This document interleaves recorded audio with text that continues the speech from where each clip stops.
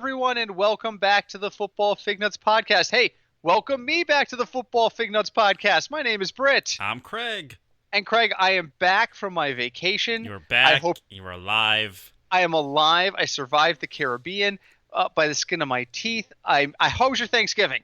It was good. Nothing too eventful, which is a good thing. So. Well, that's good. I tell you right now, it's the first time I've been on a cruise for a major holiday, and I learned on this cruise that when you have a multinational culinary team, you don't always get the most traditional American turkey dinner. But we had a fantastic time and a good turkey dinner, and we were ready to jump back in. So, full disclosure, I had a lot to drink on the cruise. How's your liver? On vacation of its own right now, so I am drinking diet soda right now. What are you got tonight? I am drinking the last of my Kentucky Pumpkin Barrel Ale. Oh, that stuff was strong but good. Yeah, very strong. You have to like rum to like this beer. Yeah, I like rum. Yeah, exactly. Oh my God, rum. It's really the lifeblood quick of the Caribbean, man. Yeah, our first stop was San Juan, Puerto Rico, and we found a little craft beer bar. My wife found it with 47 active taps. Yep. So we got to try a lot of different local beers. I mean, they have their standards down there, but they also have some small breweries like we do up here in the States. And halfway, we were on our second or third beer. We'd had dinner. The bartender was really nice. That reminds me, I told them I was going to give them a shout out because they were fantastic. And I have to mention them on Twitter. And the bartender comes over and just puts two little glasses in front of us and takes out this bottle with a white label on it. And I just jokingly said to her, "What is that for?" And she went, "Oh, this is for you. You can't leave my bar without a shot of rum." Ha! Nice. And I said, "Do we sip this or do we shoot it?" And she goes, "Depends on the person. Some people can't handle it. It's a little strong, so they shoot it." I got this thing within an inch of my nose, and the decision was made. I'm shooting this. It was so strong smelling. What was so it? We were. Do you even know? It was. Oh, yes, I do. I have the name of it in my phone. I just don't have it right in front of me. And I don't even know if we can get it stateside, but I got to try and find it.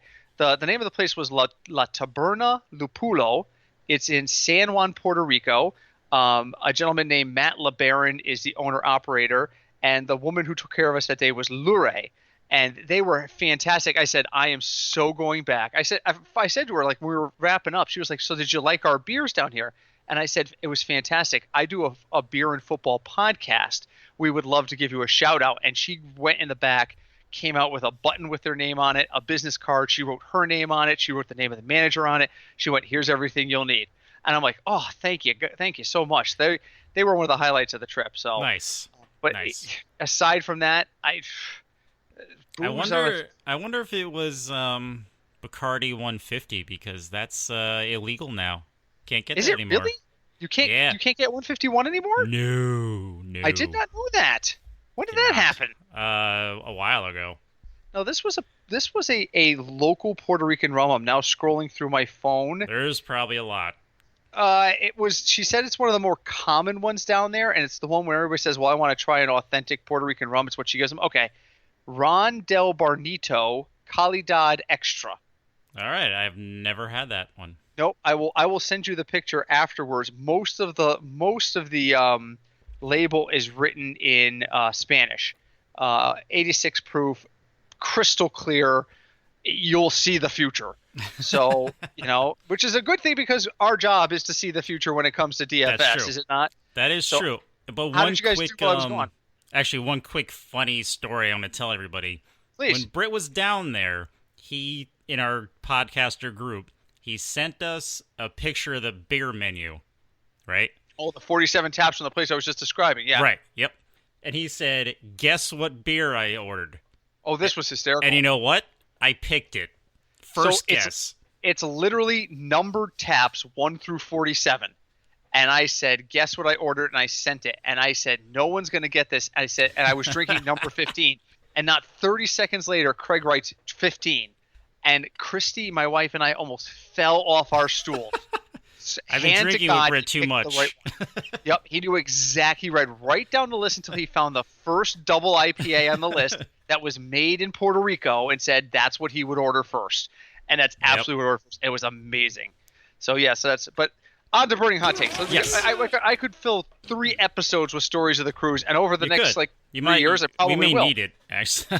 Well, you never know. In the off season, you know. The off-season tales of Britt's cruise may dominate, but let's talk about some football. So, burning hot takes. I'm going to go first. Go ahead.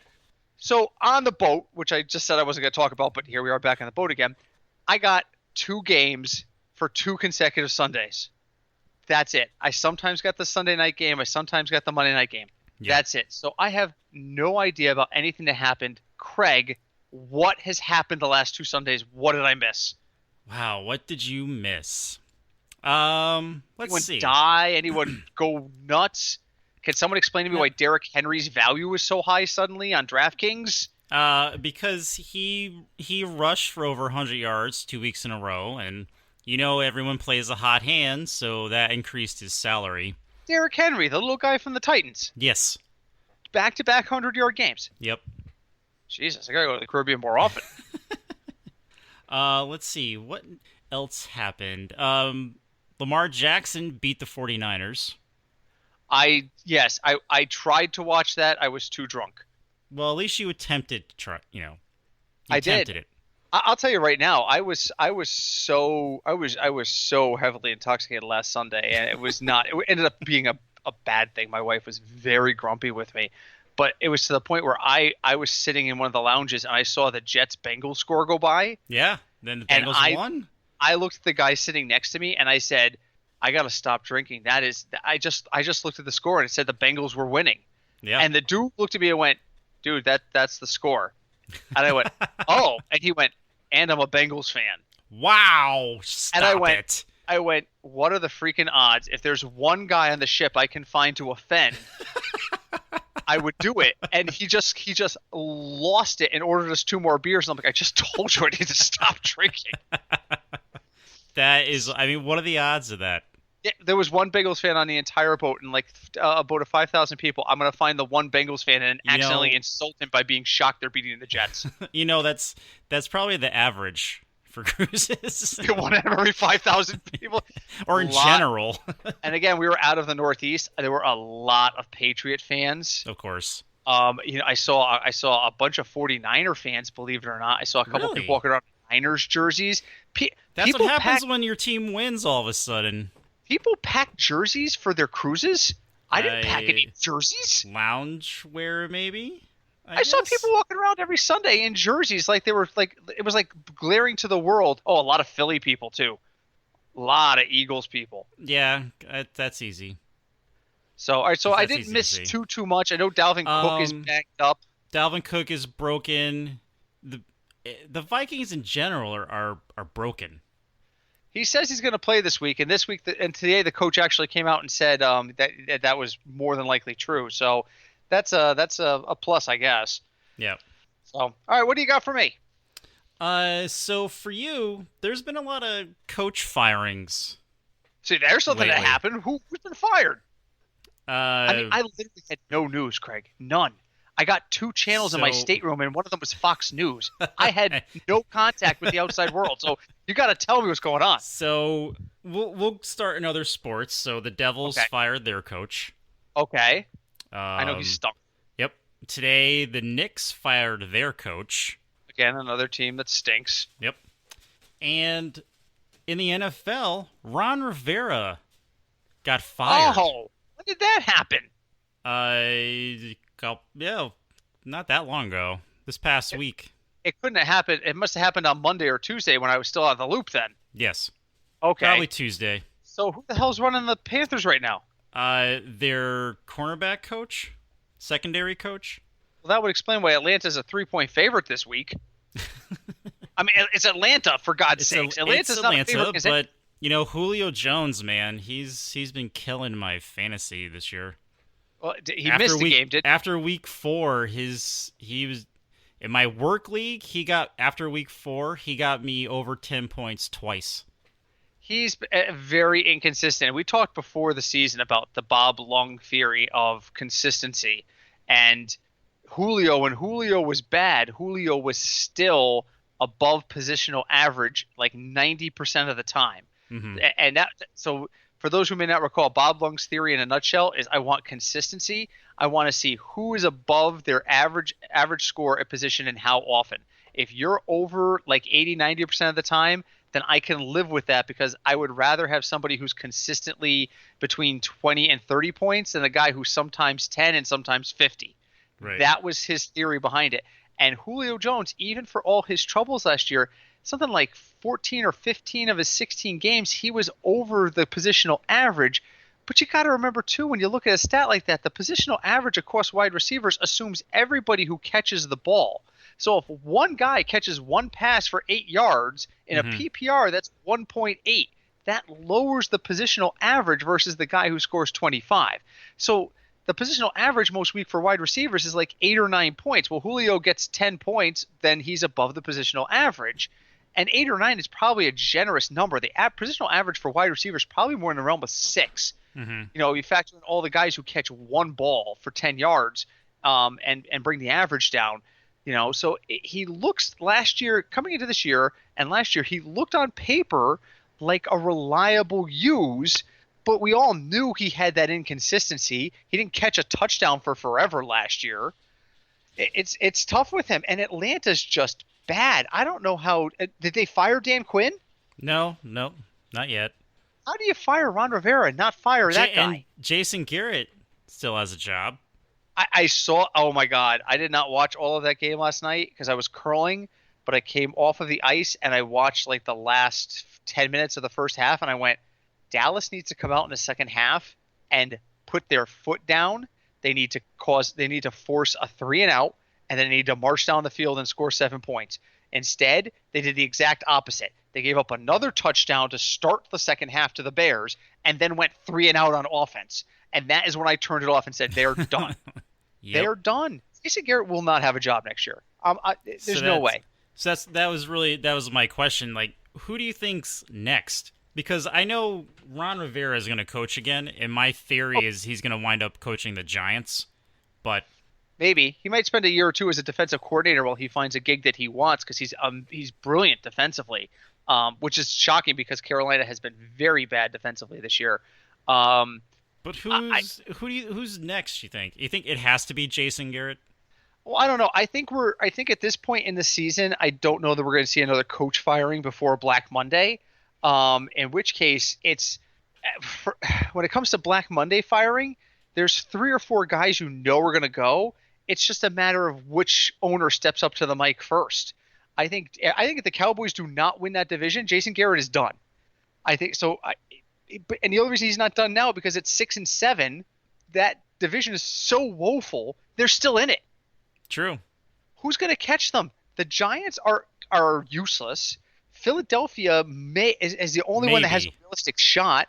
Washington somehow in a division where the division leader is at 6-6, they are somehow already automatically eliminated in Week 14. With 3 games to go, they're out of the running in a division where the best team is 500. So it's going to come down to Philly and Dallas. If Dallas does not make the playoffs, then yes, heads will roll. And don't forget, Dak wanted his contract extension. Yeah, and it's not helping. Yeah, it's not. He got his extension, and it's not helping. Zeke got his extension. You know, I mean, this is one of those. And Dak did not look good last night. No. So what's funny is in my work league, there's people that are Dallas fans. Okay. And he was all happy about Cooper being able to play because he got hurt last week. So I was like, dude, Cooper has the highest percentage of drop passes in the league. Yep. And he was like, no, that's because Carr was throwing to him. And I was like, okay, if you look at Carr's completion percentage from last year to this year, it's actually up 3%. Yes. What does that tell you? Now that Oakland has been, and Oakland is still, Oakland had its opportunity. Oakland missed its golden opportunity against Kansas City last weekend. And the Jets. And the Jets. Yep. Badly. They needed to win at least one of those games. They really needed to win both of those games. But Carr has been spreading the ball out more. He's been using the tight end. He appears to have been a quarterback that was hindered by his system. Now that he's in with Chucky, and Chucky is the quarterback whisperer, it seems to be going a lot better. So, there's something to be said for addition by subtraction when it comes to Amari Cooper. And don't get me wrong, Amari Cooper is a tremendous talent, and for fantasy purposes, he's fantastic. But you could say the same thing for Prescott. Prescott had 300 yards last night passing. He had 120 of them, I think, in the last 10 minutes of the game. Right. So that's an example of where fantasy numbers do not jive with reality. So I don't know who the next one to go is. Who do you think? Yeah, if Dallas loses, it's definitely going to be Garrett. There's I could probably going into week 17. Maybe what's his name on the Giants, but Shermer might be Shermer. There'd be 4 names at the end of every season. There's 4 names to write down on a list, and usually 3 of them don't survive Black Monday. Last year, I think I had a bad week. I had 2 survive Black Monday. So, I think Dan Quinn is on that list. He could very easily go very quickly, very rapidly. What's his name in Jacksonville? Jacksonville has just shut down, and they don't give a damn anymore. The moment they said that Nick Foles was coming back and Gardner Minshew was going back to the bench, that team just went into shutdown mode, and now you're not going to get it back. So, all right. So, third question. Yep. And my third question, I'm going to bypass my third question today to tell you a funny story. All right, let's do it. So Sunday, the first Sunday I was gone, which would be the Sunday before Thanksgiving, I was playing in a poker tournament. The last time I was in a poker tournament and on a boat like this, I had played the best poker of my life and won. This time, there were 2 brother-in-laws who were both professional poker players in Greece. So I finished 6th out of 15. No, all right. Better than half, but outside the money. And I totally I made a bonehead call to get killed, knocked off in it. But while that game was going on, while I'm playing poker, I can see the bar at the casino in my periphery. Mm-hmm. And there was a dude in a Carson Wentz jersey. Was it Carson Wentz? It could have been. And I looked over, and at first he looked very attentive. And 4 or 5 hands later, he looked like he was ordering his 3rd or 4th drink. By the time I was knocked out of the tournament, about an hour and a half into the game, he looked like someone had told him his dog was dead. Oh, man. And I wandered over, and I got myself a drink after I got knocked out, and I sat down at the bar, and I started to see the Carson Wentz numbers come by. And, man, were they just abysmal. So, that was the day he had, 3 picks and a fumble. He had responsible for 4 turnovers, and they got killed. I can't remember who they lost to, but they got killed. So the next morning, I get up to go to breakfast. Okay. My wife is chilling out in bed, and I get into an elevator, and elevator stops at another floor, and these 2 older women, probably in their late 60s, early 70s, walk into the elevator, say good morning, turn their back to me, and we go riding up. We get to the floor with the buffet. The door opens, and one of the women turns around, looks at me, and goes, "Do you like football?" And I looked at her and I said, like Gerald Ford? Basically, yes. And I said, yes, actually, I do. I'm actually very involved in pro football. American football, right? Not that European soccer stuff. And I went, no, we're talking about American football. Oh, good. Do you know how many weirdos there are in this cruise that don't watch American football? And she stared at me like I was going to answer her. That sounds like a rhetorical question. It does. And I went, I can't imagine. She goes, but you watch football. Did Philadelphia win? And I'm like, no, Philadelphia got killed. Carson Wentz was terrible. I think he had a total of 4 turnovers. Did you hear that, Martha? The damn Eagles lost. This young man just made my day. Thank you, son. And walks out. I was in such shock, I missed my floor. The door closed. I went up. I need to get off at 12. It goes up to 13. And I'm like, why am I still in this elevator? But I was like, we were in the elevator for a good 30 seconds. It's when the doors open. She's like, do you like football? I'm like, lady, do I like football? I run a podcast, lady. Ask me about my DFS winnings. Ask me about the hot pick. You want to run a captain's pool tonight? It's Monday night. You want to run a captain's pool? Let's talk about that. More proof that I Wow. need to carry I wonder cards who with she me. was rooting for then. She's a Giants fan. Oh, she was. Yep, Okay. no question she was a Giants fan because she made some sort of comment. Um, the last thing I heard her say when she was talking to Martha was something about Sterling Shepard. She was like, "If Sterling comes back, we can still make a run." And I'm like, "Lady, no, you can't. Uh, No, you can't." And at that point, Alex Jones nee. wasn't hurt, so or whatever the hell his name is, Or Mark Ingram. or Mark Ingram. Or Saquon Barkley. Yeah, I mean it's just been brutal. But I'm like, and then when I finally got to breakfast, I went, "Of course, I'm gonna have a goddamn story for the podcast. Do I look football? I mean, it's not like Hey. I'm not carrying a sign saying I'm a podcaster. Ask me about football." But I don't know, like, and I was like, how many weirdos there are? Oh, I'm sorry.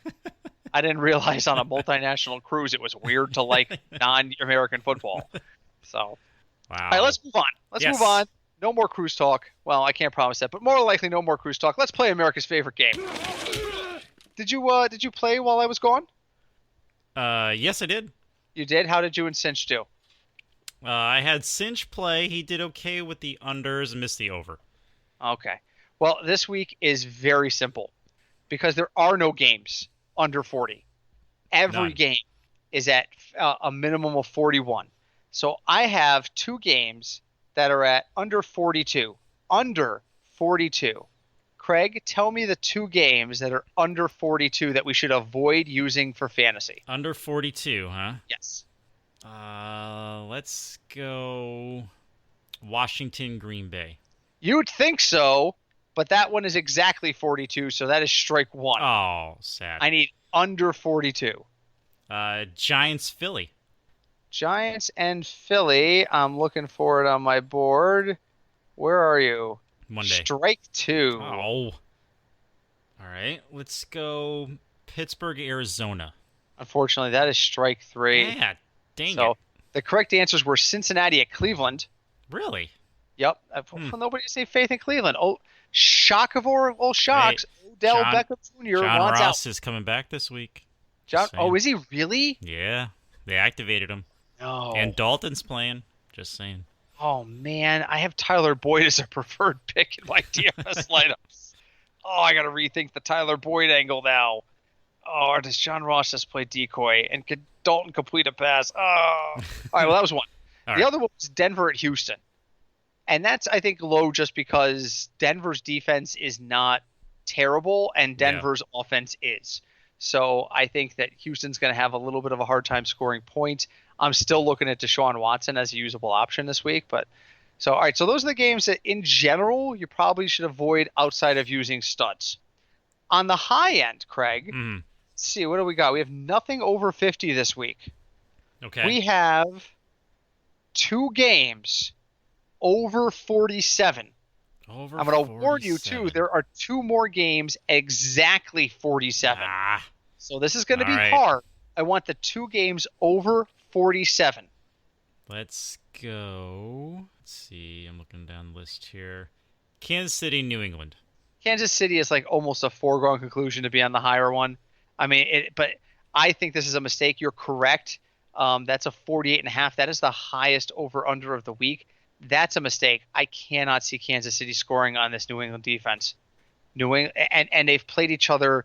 This will be their third meeting in the last two seasons because don't forget they opened last season in Foxborough. They played each other in the AFC Championship last season in Foxborough, and now here we are. Oh yeah, there's no Patriot bias, but the Chiefs have to go to Foxborough 3 straight times. Now we're going to play them against Foxborough again. Andy Reid better have done his Doctor Strange impression and looked into the future and found a way to win this game because I don't see them scoring. I don't see this 48.5. New England's only a 3-point favorite. So that means that they're expecting about 20 to 25 points out of each team. I don't see it. Tom Brady has not looked good the last couple of weeks. I think New England's going to come out and they're going to play hard. But this game really smells like 21-17 to me because of the way it's been shaping up. What are your thoughts? What are your thoughts on Kansas City at New England this week? I think the same. New England's offense just hasn't looked good, but they are playing at home, Hmm. and Kansas City's secondary is kind of eh.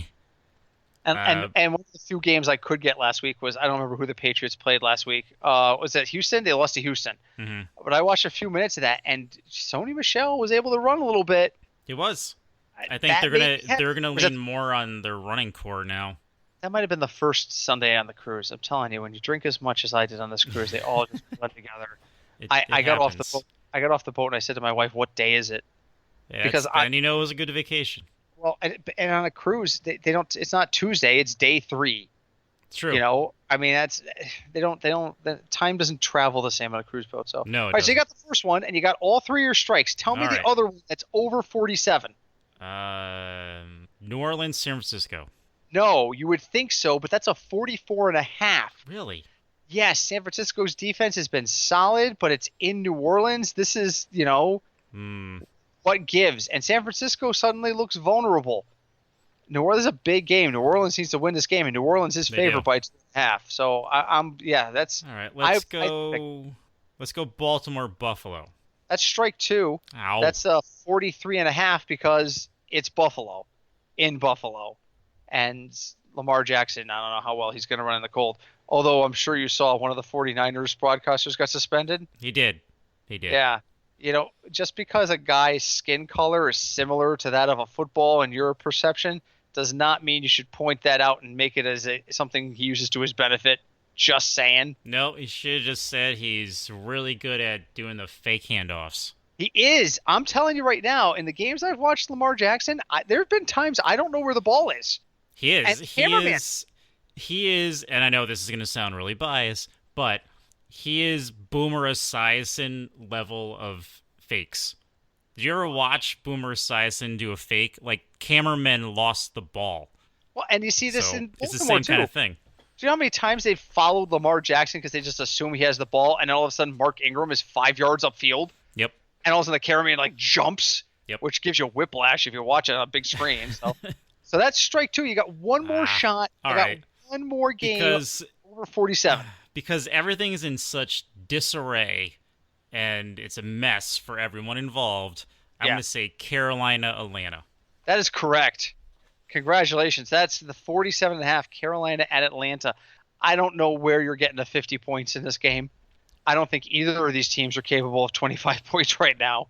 I mean, unless you're giving 22 points to Christian McCaffrey. I think it's McCaffrey scoring for Carolina, and Carolina's defense is just not good. So, Particularly against the run. If there is a game where Devontae Freeman should finally look like we thought he should look the last 3 years, it's this game. And he's a DFS underdog for me. So, yeah, I'm with you there. yep. All right, let's move on to the metric. Yes. Oh, before the metric, I want your thoughts on 2 quotes from people. Okay. All right. One is Jerry Jones. And he's Oh, talking God. about the coach for Jerry Jones's Cowboys. Okay. He said Garrett will coach in the NFL next year.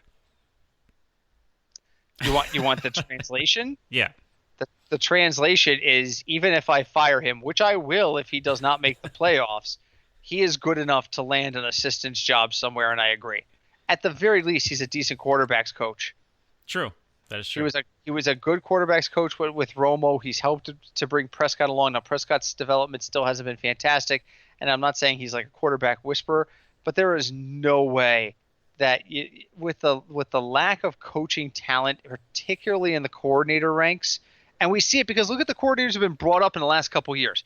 Look at the changing of the guard, so to speak, because they brought in 1 or 2 young guys in different positions. Doug Peterson goes out there and wins a Super Bowl. What's his name is like 12 years old, but he's coaching the Rams.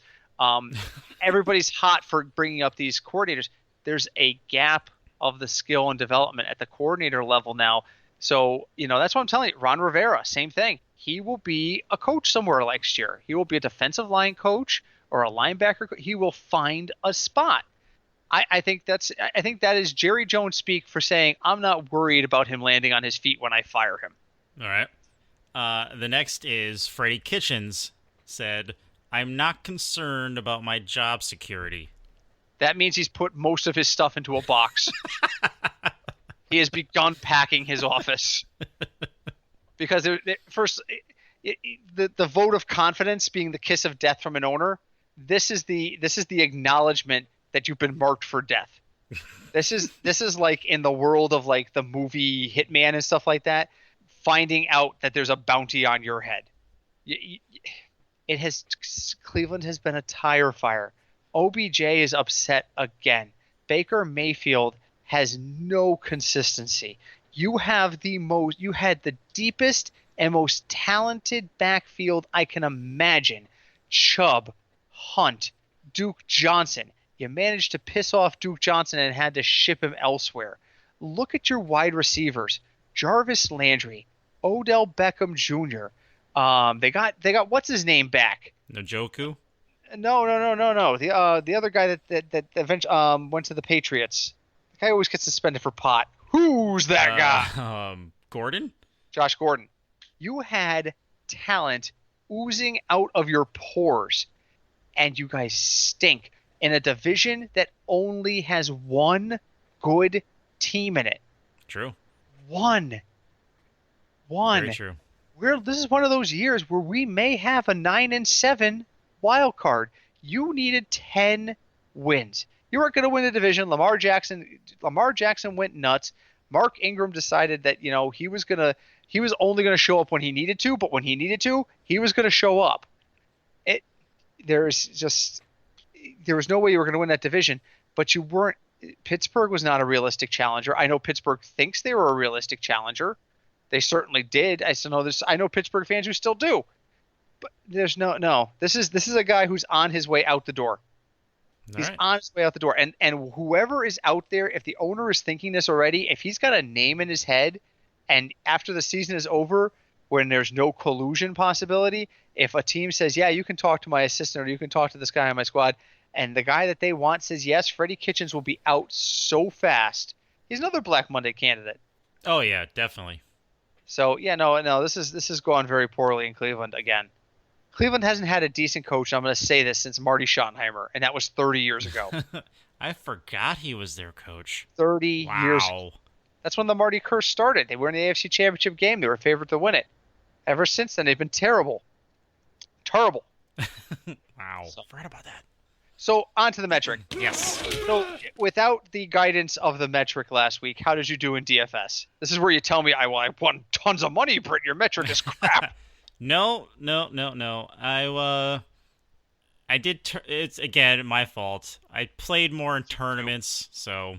Why? I don't, because it's they're tempting. It's like, oh, a quarter, So tournaments for guys like us. I know.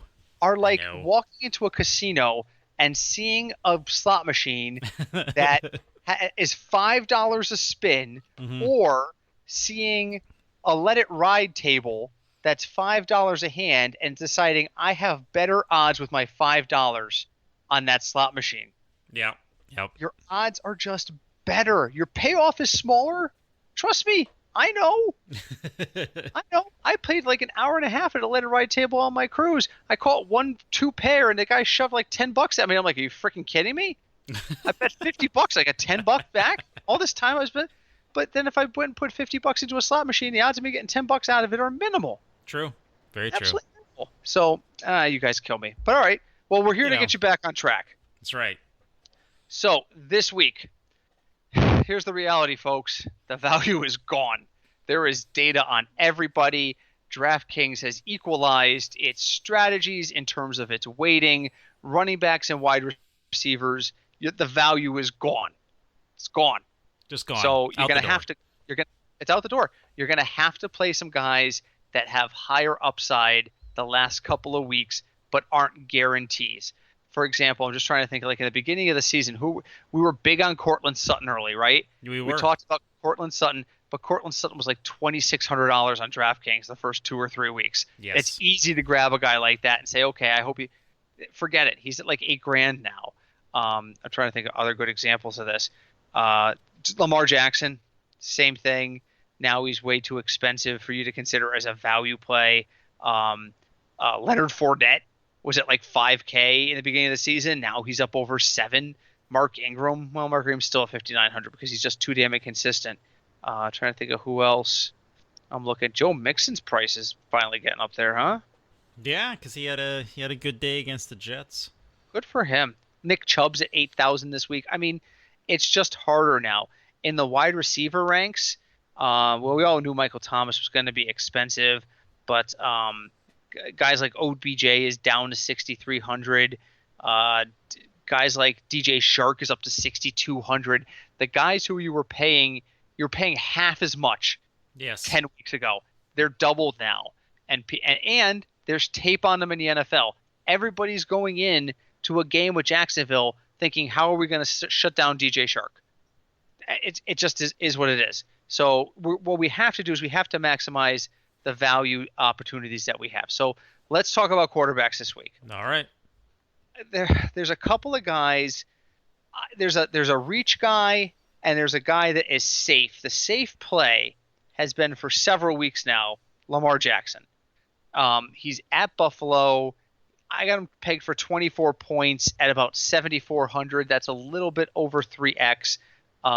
He's probably a safe play, but he's a little more expensive than you probably want to go. You want to reach Derek Carr. Derek Carr is projected to have, and I'm been looking at ownership numbers too. Derek Carr's ownership is projected to be pretty low. He's only projected to get 15 points, but he's only 5K. So if you want somebody who's got a higher ceiling, he might be your guy. Me personally, I love Deshaun Watson this week.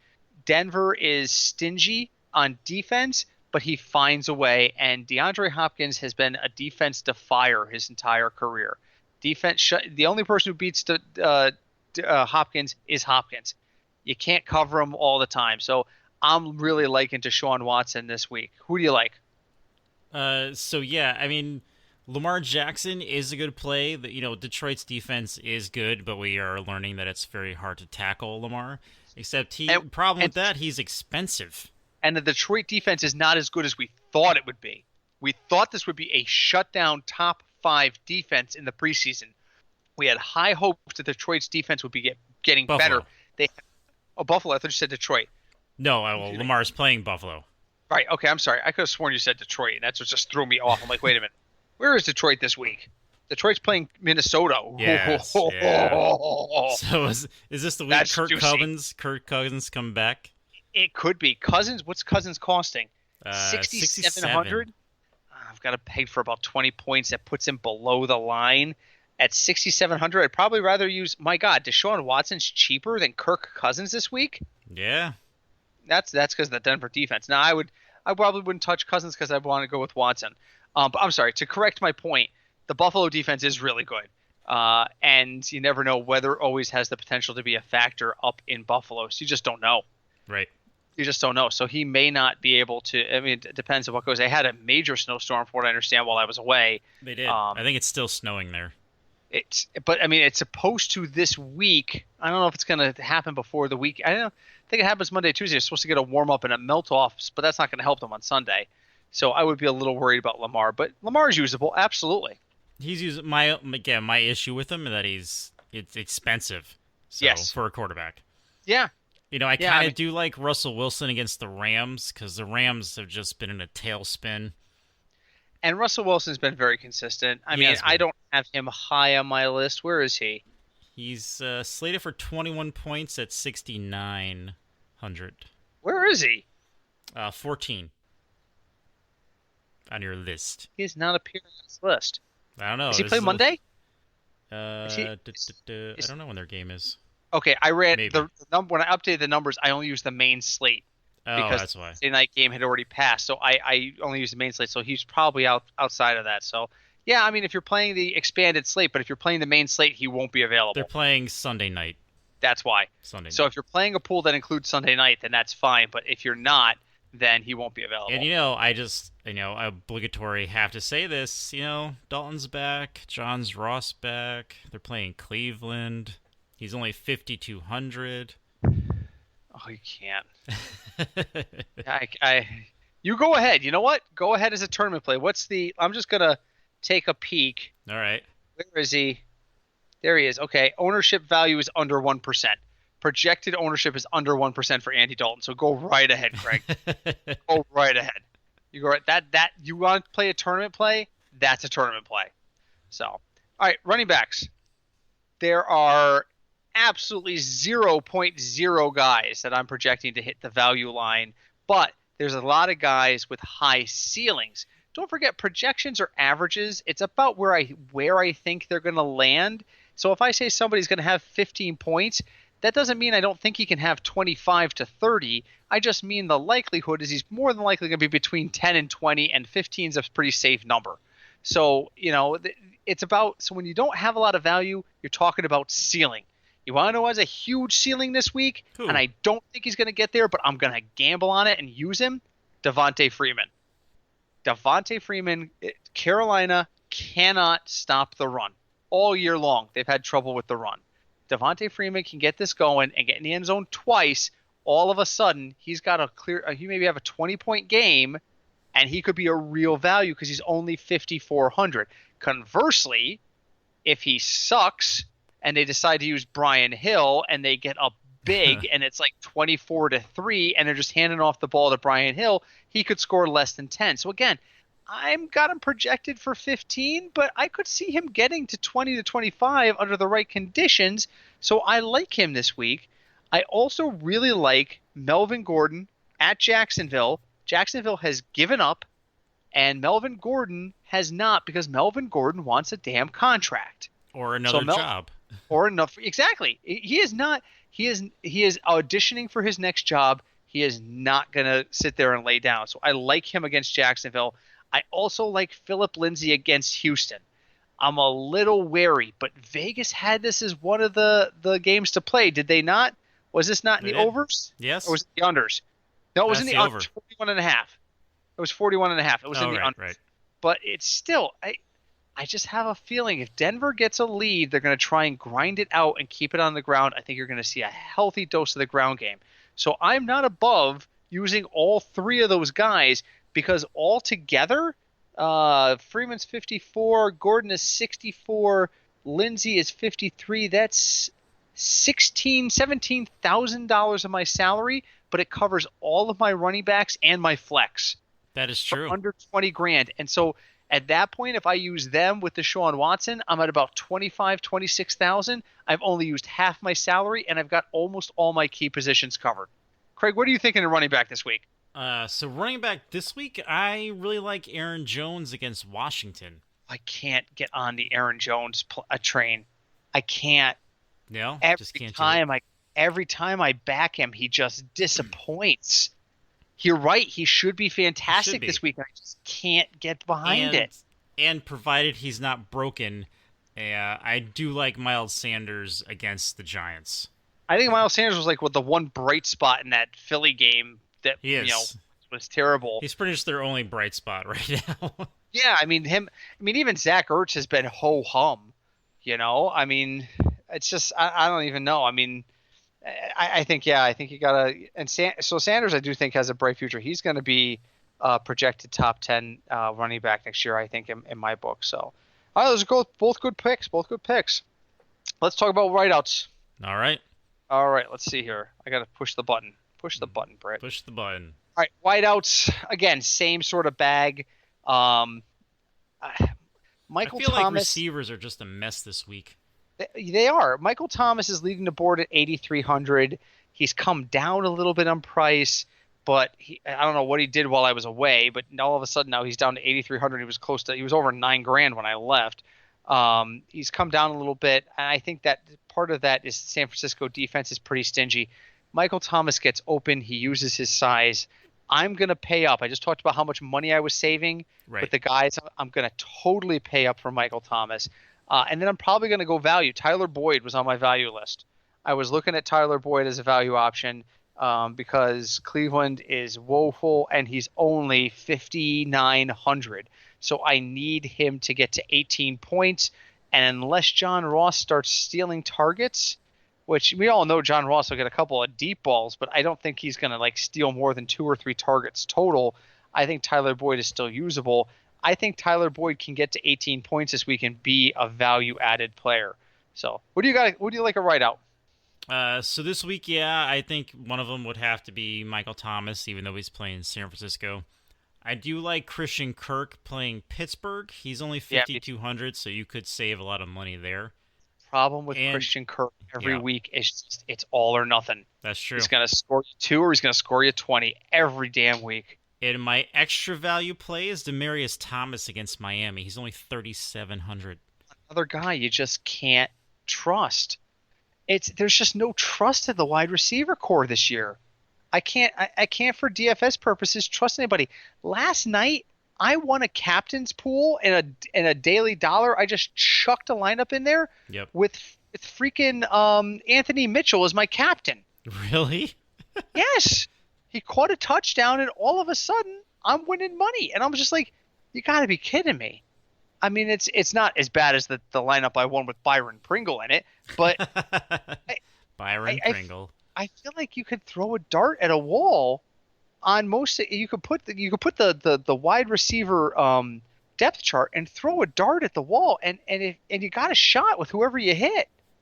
It's just, I mean, that's the thing. If you want to win tournaments, there's your thing. You got to pick 3 guys that nobody else is playing and Yep. figure it out. I'll tell you right now, Christian Kirk is he's anticipated to have about 11% ownership, and Michael Thomas is over 30%. So it's those are who's the other guy you liked? Kirk, Thomas, and who? Demaryius Thomas. And Demaryius Thomas. Where's DT? Why don't I see him on my list either? No, What maybe the he's playing. hell? Maybe he's playing at 4. Well, the 4 o'clock game should be included in this. I mean, like even Tyreek Hill I have down 8,100, and I just Julio Jones I have down. He's at 7,500. There he is. Okay. Oh, he's less than 1%. That's a fantastic sleeper play. He's gonna, they're projecting less than 1% owned on DraftKings. That would be a nice play for you. So I hope that works out for you, because you're gonna need help at the tight end position. That's right. You're gonna do it. It pains me to say what I'm about to say. What are you gonna say? I'm gonna start Jack Doyle this week. You know what? That was my pick too. Greg, back to you. Especially since he just got his 3-year extension. And Ebron is out. Am I correct? Yeah, in this? he's done for He's now. done. So there's something that happened while I was away. He was injured when I went. Now he's done. Yeah. So that happened while I was gone. He's on IR. Oh, he's on IR. The problem just comes down to money. I mean, Doyle's 4,600. Kittle is at 59. Waller's at 58. Kelsey's at 62. I mean, there's just nobody else I can trust. I mean, the metric is even suggesting Ian Thomas Or in Hunter Carolina. Henry's 51. Hunter Henry's is 51, but it's at Jacksonville too. I think the problem with that, is that Jacksonville is so woefully bad on defense. You're going to see a little bit more downfield passing. I mean, the metric also liked Mike Williams, but I have gambled far too much and lost far too much on Mike Williams this year. That is true. I'm done. True. I'm done. Every time it's the same thing with Aaron Jones. So right now I am telling you, America, do not play Aaron Jones and do not play Mike Williams, which means play Aaron Jones and play Mike Williams. We should make a lineup of players Britt would never want to have in a lineup. You know what? I don't even think I told you this. Remember the draft.com best ball? I said I nicknamed the team of hate because 5 minutes out of the draft, I'm like, it is absolutely destroying the league it's in. Really? Going into this week, I think I had a 300-point lead. Really? I am going to win. I'm going to take first place in that league running away, and I hate that team. Who's on that team? I could tell you. I'm curious.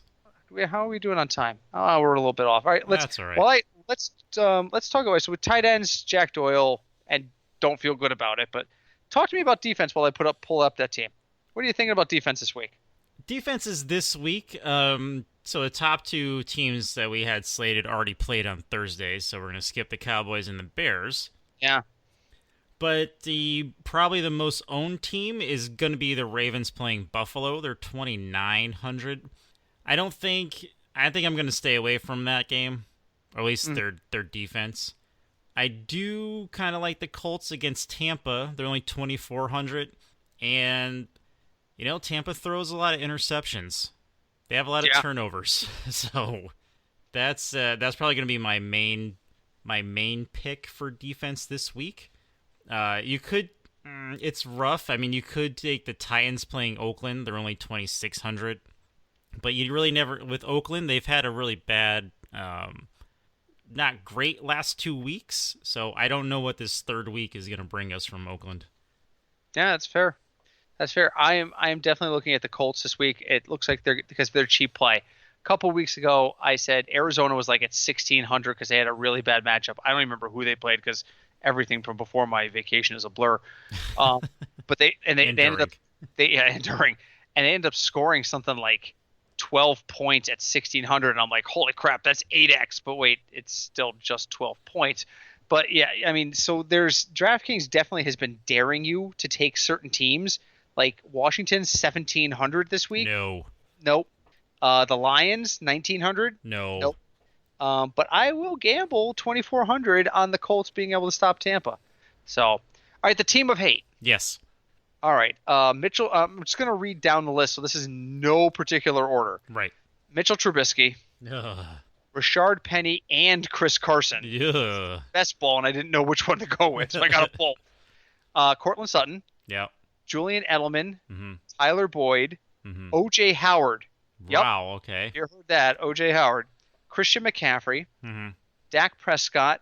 Kyler Murray. Dalvin Cook. That's right. I got Christian McCaffrey in the first round and Dalvin Cook in the second, and I had no faith in either. You guys remember from the preseason, I said McCaffrey is amazing. I don't know. I was wrong about that. Dalvin Cook, he's amazing, but I don't know. Wrong about that too. I'll admit it. He's hurt again, so. Yeah. Baker Mayfield, Mike Evans, TJ Hawkinson, Cameron Brate, McCole Hardman, Matt Breida, and Devin Funches. Oh, Funches. That team in a best ball has scored 1,887 points so far this year.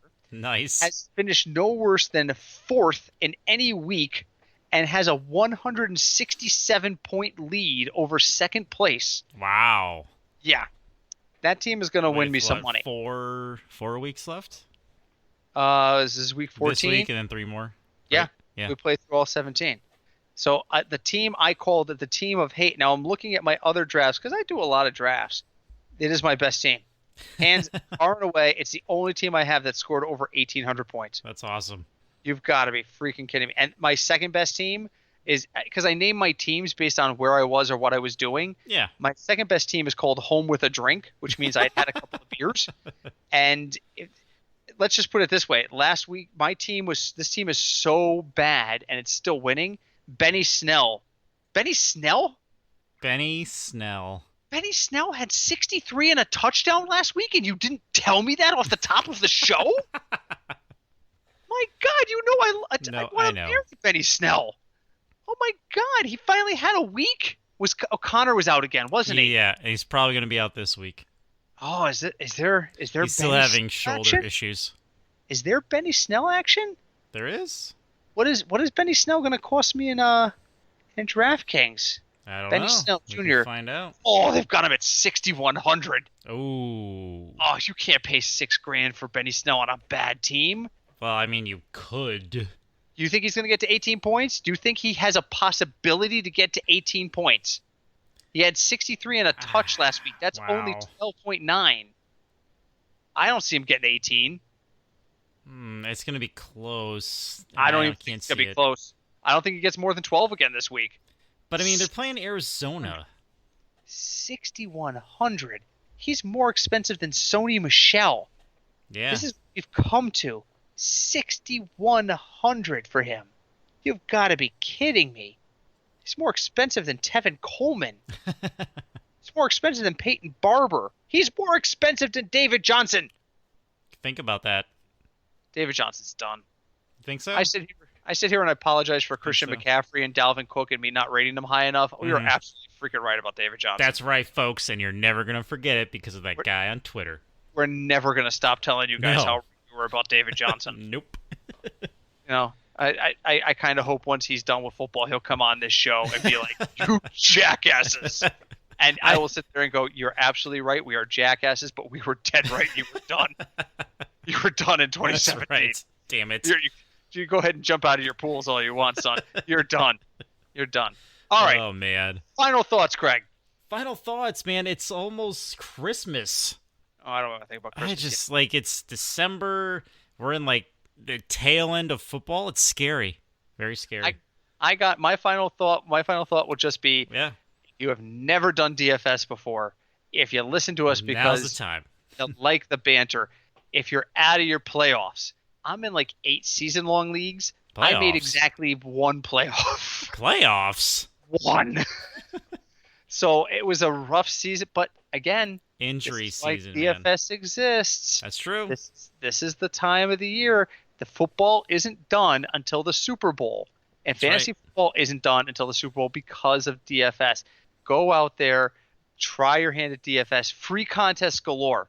Free contests galore. Yeah, you could even win something in a free contest. Yes, you might be one of the people that picks Byron Pringle and wins $25 Like Britt in did. the Colonel Challenge, like I did, because I was drinking on the couch. Why are all my good football stories involve drinking? Because that's what this podcast is based on.